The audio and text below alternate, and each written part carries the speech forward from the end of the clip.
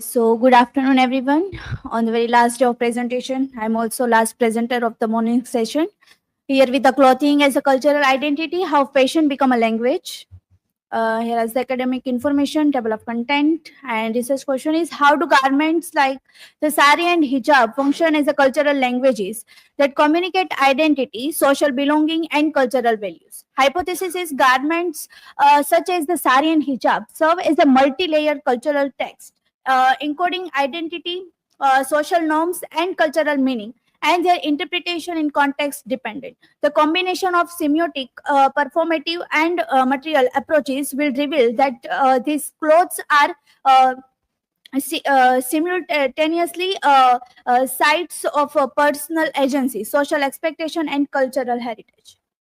So, fashion as a language. So, Roland Barthes, in his 1967 book, The Fashion System, argued that fashion works just like a language. He used semiotics, the study of science, to show that clothing is not only functional but symbolic.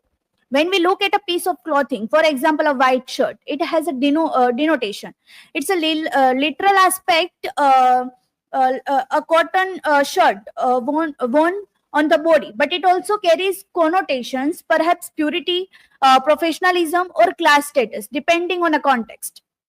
So, in the same way that words build sentences, fashion elements combine to produce social meaning. The way we dress, therefore, communicates identity, gender, belonging, and rebellion. So, Barthes explain that fashion media, advertisement, and cultural codes write the meaning of clothes. So, when a magazine calls a dress romantic or elegant, it's not describing fabric; it's a constructing ideology. This theory helps us see clothing as a social text we can interpret and revealing how culture shapes that we wear and what we think those garments means. Here's the theoretical toolkit. So, Roland Barthes gives us semiotics, the study of science. He says fashion operates like a language, and garments are signifiers that carry social meanings. For example, a white dress might signify purity and or a modernity, depending on a culture. So, as per the point of view, John Antwist extends this idea into social experience. She calls dress a situated bodily practice, meaning that what we wear reflects our class, gender, and profession and identity. Clothing shapes how we experience our own bodies and how other perceives us. So, and another side is Judith Butler adds a performative dimension. She argues that gender is not something we are, but something we do. Clothing is one of the daily acts through which gender identity is expressed and reinforced. For instance, a man in a suit or a woman in a sari performs gender roles that society recognizes. And finally, Stott Hall helps place this all within a culture identity. He reminds us that identity is not fixed, it's both being and becoming. The meaning of clothing change with context. What the sari means in India might differ from what it remains in London. So here is the how to study clothing as a language. So as per the Roland Barthes visual semiotic analysis, read garments, adverts, and media image as a text that communicate meaning through signs like a color, style, and pose. So we can see the color. That we know that this Bhagwa color represented the Hinduism and the green color represented the Muslims.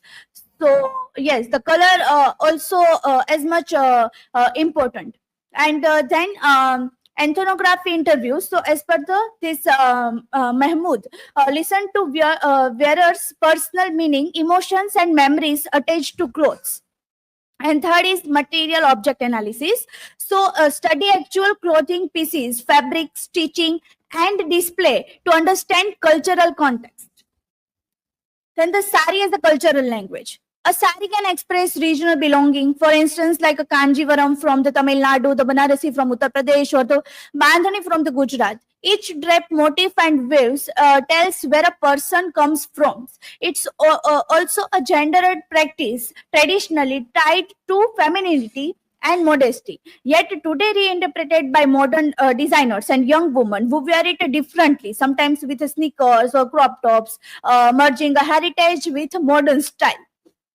And the British Museum's textile collection documents this diversity. It includes saris made of silk, cotton, and synthetic blends from different Indian states, showing how each fabric and pattern carries a regional memory. So, note that the sari has also become a site of reinvention and cultural negotiation. Young urban women and diaspora community use it to express both Indianness and global identity. So sari is a semiotic reading. So as per the denotation, a silk Banarasi sari with a gold zari border and intricate floral motifs drap over the shoulder, pallu and plaits, arrange everything and accompanied by bangles and bindi and everything. Then connotation, so signals regional identity, North Indian craftsmanship and connotes ritual celebrations such as class and status. Expensive hand woven silk marks prestige, and myth ideology that represent Indian femininity and respectability. Idealized image of womanhood embodies national heritage. Sari is a timeless symbol of Indianness and reinforces gender norms, associating grace, modesty, and tradition with female virtue. So the hijab, faith, fashion, and identity. So the hijab refers to the head covering worn by many Muslim women as a part of modest dress, but interpretation varies widely. It can signify religious devotion, cultural identity, or even modern empowerment. In some contexts, women adopt it as a form of personal faith and ethical commitment. In other, it becomes a statement of political identity or resistance, especially in a societies where Muslim identity is marginalized.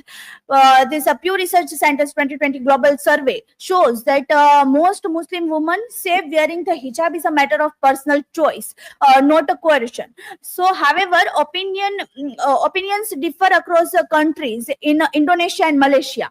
So it's a widely seen as a part of cultural respectability, while in Europe or North America, it often becomes a marker of difference and visibility. So the hijab is also increasingly linked to fashion and digital culture. Social media influencers and modest fashion industries reinterpret it with color, style, and creativity and modern aesthetics. So hijab is a semiotics and performative reading. So denotation like a head craft covering hair, tied under chain and draped fabric types, cotton color and connotation is a modesty, religious belonging, culture belonging, and professionalism, fashion choice, political visibility, meaning shift by region and social context. And how to apply baths in this point of view that identify the signifier, material, color, style, and propose possible signifieds, not how captions and supply the myth that fix meanings. And here is the performative and embodied meaning. Performatively, this Judith Butler dress is a part of repetitive acts that produce gender identity. Wearing a hijab can be a performative act, and Muslim identity it reflects. And here is the Mahmood point of view: wearing a hijab is not only outward display, but an embodied practice shaping a gesture and self formation.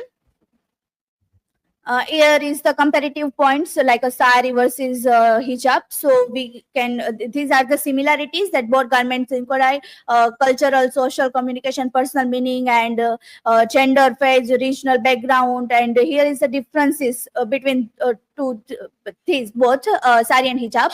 So sari often interpreted the regional class and ritual markers, and hijab is a devotion, modesty belonging to Muslim community. And here is the theoretical insights: the identity in a contextual and dynamic meaning of sari and hijab shift with space, audience, and social context. So, as per the whole, both garments illustrate the whole idea that identity is about being and becoming in contemporary life.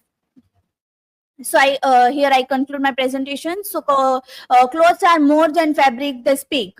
They function as a languages, communicating cultural and social meanings as a performances, shaping and expressing identity through repeated acts, and as a history carrying material, regional, and personal stories. Studying garments through a combination of a semiotic analysis and ethnography and object-based methods provides a richer understanding of how they operate in a society. This mixed approach, guided by scholars like John Edsfield and Entwistle and this Rose, help us see clothing not just as a decoration but as a dynamic lens onto culture, identity, and everyday life. Here is the learning outcome. These are the references. And thank you so much. If you have any question, then feel free to ask.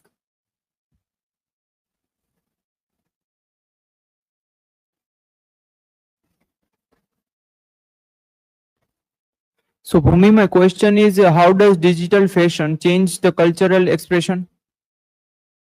Digital fashion, we can say that like digital platforms, so Instagram and YouTuber can allow people to show their what they wear in a creative and modern way. Creative and modern way. So nowadays, people also mix the old and new mixture of the combination in the dress code, and those who are a influencer or designer. So they wear a sari with sneakers and styling a hijab in a trendy colors and everything. So it's represent also self-expression and confidence. So yes.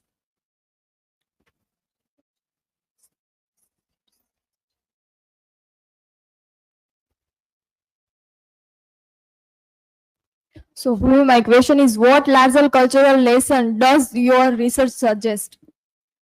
Research teaches that clothes is not about that uh, it's a carry a deep cultural ideas like who we are and where we come from and what we believe in, because so many of dresses show that faith and this society also work in the work in how gender, class, and resistance worked in the society.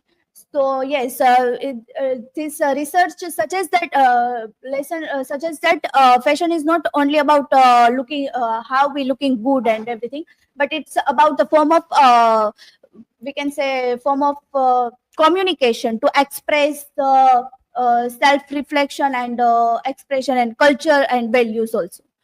So yes, thank you so much.